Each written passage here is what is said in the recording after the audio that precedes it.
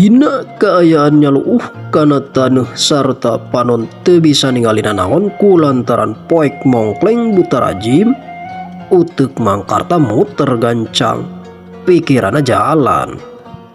Mun aing maksa ngadu kapatan fisik ngalawan Imang Keluk, tangtu aing bakal paih tepuguh. Gerentes hate Mangkarta, manehna geus ngabuktikeun yen kulit eta sileman teh teu aslir ibarat batu cadas. Boro-boro teu raku bedog, nu aya kalakah leungeunna nu asa linu remuk. Basa ramo leungeun kenca Mangkarta maletet napak kana taneuh rek nahan awak.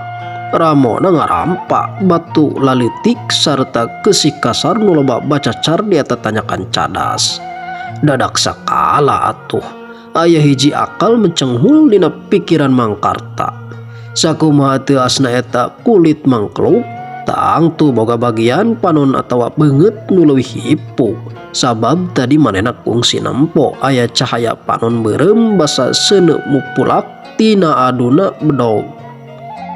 Teu talangke deui leungeun kenca Mangkarta nu tadi dipake nahan awak teh rikat ngarau keusik sarta cadas leutik sataker kabek. Hush, kadenge deui sora angin nyamber ti arah luhur. Eta leungeun sileman teh nu sagede pingping terek ngaheok ngababuk sirah Mangkarta deui. Dina hitungan sakedet netra ku kakuatan sesa-sesa tanaga, Mangkarta mindahkeun berat awakna ka gigir sarta leungeun kencana ngawurkeun eta keusik cadas satarikna ke arah luhur, lempeng diwawaskeun kana sumber sora gerem nu aya di hareupeunana. Hur atuh keusik kasar sarta cadas leutik teh aur-auran nengar pisan kana beungeut eta makhluk. Kadenge sora gaur nu ngabengkahkeun jemplingna peuting.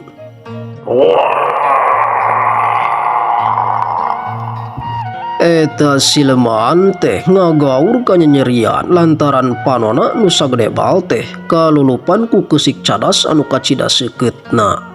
Panarajangna ngolembar ngaco teu keuna kana sasaran. Malah eta makhluk teh nampiling beungeutna sorangan bakat ting kurung sing.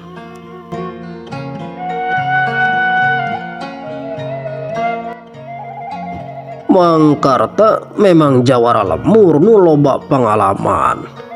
Nenyo aya lolongkrang sarta musuh keur satengah lolong, manehna teu miceun kasempatan. Mangkarta maksakeun cengkat bari mawa berat budak dina tonggongna. Bedog pusaka dina leungeun katuhuna diayunkeun ka handap. Miceun taktik nerajang ka luhur. Ayeuna mah diarahkeun kana bagian bitis atawa suku eta sileman. Hiuk srek. Bedogna nyabet kana hiji bagian nu karasa leuwih hipu batan kulit badanna. Mangkarta teu nyaho palebah manana. Nu penting bedogna karasa teurak sarta ningalkeun sora ngagasrek kana daging sato. Atuh eta sileman ngagaur leuwih tarik lantaran panonna masih kalulupan sarta ayeuna sukuna disabet bedog ti belah kenca. Eta makhluk luhur badag teh leungiteun kasaimbangan badanna. Suku badagna munur salengkah, dua lengkah, neangan panincakan. Bari leungeunna teu puguh rampa, neangan panyepengan.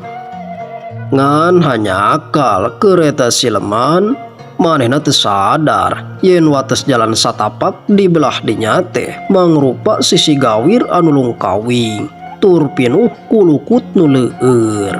Basa suku eta makhluk munur deui salengkah ka tukang soledat kubrag atuh. Eta makhluk luhur badag teh ti soledat awakna nu jiga gunung leutik teh ngagebut ka handap. Rag-rag ngagolosor ka dasar gawir poek nu can puguh sakumaha jerona. Sora seah tetangkalan nu katinggang awakna disusul ku sora gaur nu beuki lila beuki handap, beuki jauh sarta pamustunganana cep cempling sagemblengna.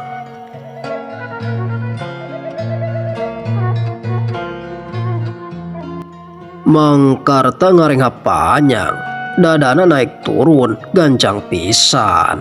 Leungeunna nu nyekel perah bedog teh nepi ka ngageter baketing ku ngurasa kabeh tanaga sarta emosi. Kesang nyak celakan tina gado kana baju kampretna. Atuh suasana di tanjakan cadas dadak sakala robah. Angin nu tadina ngagelebug tur mawa bau hanyir getih, lalaunan leungit diganti deui ku hiliwir angin leuweung biasa nu mawa ambeutaneuh. Malah sora gaang sarta jangkrik ti sela-sela jukut mulai kadenge deui raing patembalan. Mongklengna peuting ngasaming sir seutik. Mere jalan ka cahaya bulan sangkan bisa nembus kana sela-sela daun caringin. Nyai, hampura Bapak gelis. Anjeun teu naon? Ceuk Mangkarta ngaharewos, sorana ngageter pinuh ku kadeudeuh. Teu aya jawaban ti budak teh, nganukur napas panasna keneh nu karasa, nandakeun Nyasi masih keneh hirup sanajan teu sadar. Mangkarta neureuy ciduh ka nyeri dina tak-tak kencana karasa deui peuting jeletot. Tapi manehna micieun eta rasa nyeri jauh-jauh. Di hareupeuna jalan satapak nanyak geus ngemplong teu aya nu ngahalangan. Atuh teu loba catur deui Mangkarta maksakeun ngalengkah deui suku sapatu nincak jalan batu cadas nu tarahal. Sanajan lengkahna ayeuna rada ingkud sarta berat lantaran nahan nyeri deui mawa budak, tapi wawanen hatena beuki hurung. Nepi ka akhirna sanggeus mapai tanjakan salila saparapat jam, Mangkarta nincak ka puncakna tanjakan cadas sarta ti wates eta pisan di handapeun palebah-lebak katenyo cempor-cempor leutik peuting buri Nyai tina sela-sela tatangkalan. Eta teh imah-imah pangung di lumur pentas. Harpan Mangkarta mekar deui, imah mantri Kusdin geus katingali di hareupeun panon. Sabar Nyai, tuh tenyo lemur pentas geus ketemu. Ceuk Mangkarta bari ngetrukeun sesa-sesa tanagana pikeun turun ke arah lemur pentas.